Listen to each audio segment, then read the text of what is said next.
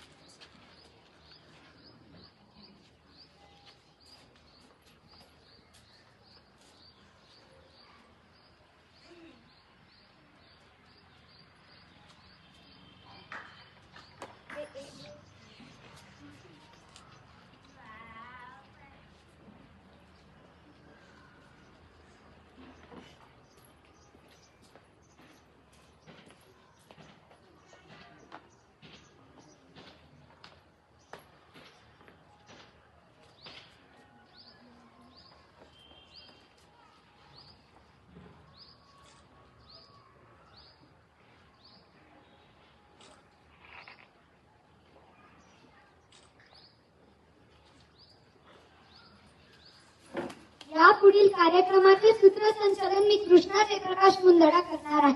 आता आपण या दोन थोर व्यक्तींचे विचार, त्यांच्या जीवनातील काही प्रसंग याबाबत ऐकूया। वर्ग 6वीतील प्रगती ही आपले मनोगत व्यक्त करेल।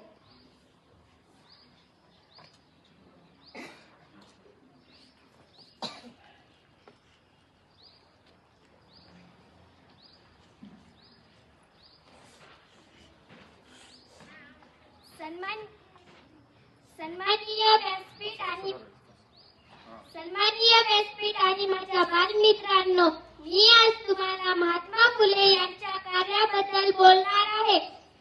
मुलींसाठी शाळा सुरू करणारे महात्मा फुले यांना अतोनात कष्ट सहन करावे लागले, पण तरीही ते आपल्या विचारापासून डगमगले नाही। त्यांच्या या प्रयत्नामुळे स्त्रियांच्या शिक्षणाचे दरवाजे खुले झाले आहेत आणि स्त्रिया शिक्षित होऊन आपल्या कुटुंबाबरोबरच देशाच्या विकासाला हातभार लावत आहेत। अशा या महात्म्याला अभिवादन करून मी माझे 2 शब्द थांबवते। जय हिंद, जय महाराष्ट्र।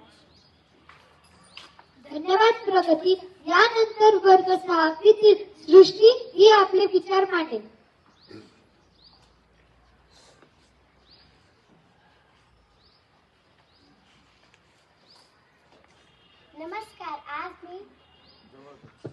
नमस्कार, आज मी डॉक्टर बाबासाहेब आंबेडकर यांच्याविषयी बोलणार आहे। डॉक्टर बाबासाहेब आंबेडकर यांचे मूळ नाव भीमराव होते व त्यांचे वडील रामजी असंगी शिक्षणाविषयी आस्था असणारे होते, म्हणून त्यांनी बाबासाहेबांना शिक्षण घेण्यास प्रोत्साहन दिले। त्यासाठी त्यांनी अपार कष्ट केले। बाबासाहेबांच्या प्रगतीवर त्यांचे बारीक लक्ष असायचे। वडिलांच्या विचाराचा पगडा आंबेडकर यांच्यावर होता। डॉक्टर बाबासाहेब आंबेडकर यांचे सर्वात जवळचे मित्र म्हणजे पुस्तके। ते पुस्तकात खूप रमायचे। वाचनामुळे त्याच्यात मनन चिंतन करण्याची सवय जडली होती। कुशाग्र, बुद्धिमत्ता, उत्तुंग ज्ञान व अखंड वाचनामुळे ते आपल्या भारतीय राज्यघटनेचे शिल्पकार झाले। अशा या थोर कर्तृत्वाला घटनेच्या शिल्पकारांना मी अभिवादन करून थांबते। जय हिंद, जय महाराष्ट्र। धन्यवाद सृष्टी। यानंतर वर्ग 6वीतील अदिती हिला आपले विचार मांडण्यास पुढे बोलवते।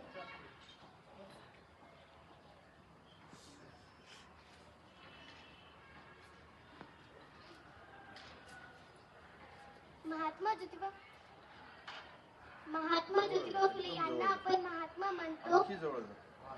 महात्मा ज्योतिबा फुले यांना आपण महात्मा म्हणतो कारण समाजासाठी, देशासाठी प्रचंड कार्य केले। सत्य शोधक समाजाची स्थापना केली, विधवा विवाह प्रोत्साहन केले, अनाथालय काढली, सर्वांनी शिकावे या तळमळीने अहोरात्र झिटले। डॉक्टर बाबासाहेब आंबेडकर यांनी शिक्षणाचे महत्त्व ओळखून दिले। अनाथालय शिक्षणाचे महत्त्व ओळखून दिले. मिलिंद व सिद्धार्थ कॉलेजची स्थापना केली. वसतिगृहांकरण करून विद्यार्थ्यांना राहण्याची सोय केली.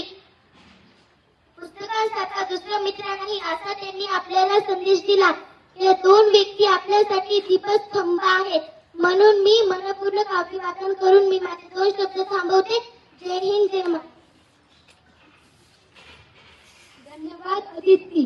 यानंतर आजच्या कार्यक्रमाचे अध्यक्ष ही आपले विचार मांडण्यास पुढे बोलू.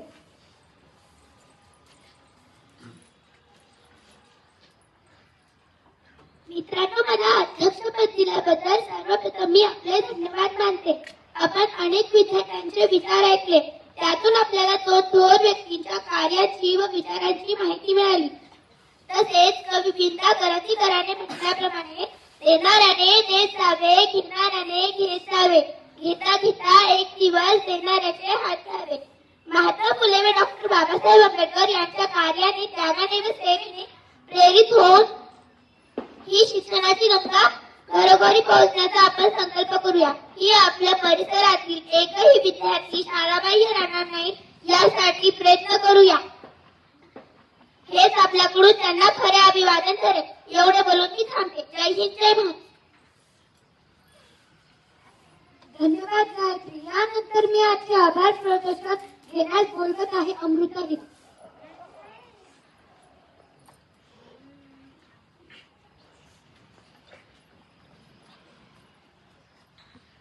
आज आमच्या वर्गाच्या या बालसभेला मुख्याध्यापक सर्व शिक्षक वृंद उपस्थित राहिले त्याबद्दल मी त्यांचे आभार मानते.